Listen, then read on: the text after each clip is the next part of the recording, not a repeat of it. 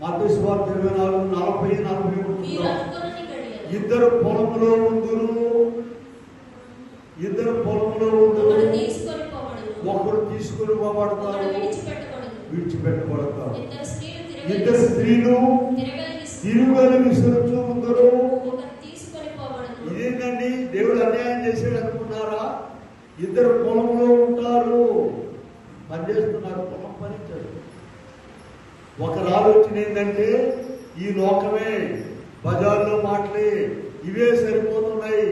ఇంకొకరైతే ప్రభు సన్నిధిలో ఉన్నారు. పిల్లారా, చాలాసార్లు మీకు చెప్పాను, కళ్ళు తెరిచి ప్రార్థన చేయవచ్చు, కళ్ళు మూసుకొని ప్రార్థన చేయవచ్చు, పిల్లారా నడుస్తూ ప్రార్థన చేయవచ్చు, ఇంట్లో పనిచేస్తూ ప్రార్థన చేయవచ్చు. నీ మనసును ప్రభు సన్నిధిలో నిమగ్నం చేసుకోవాలి.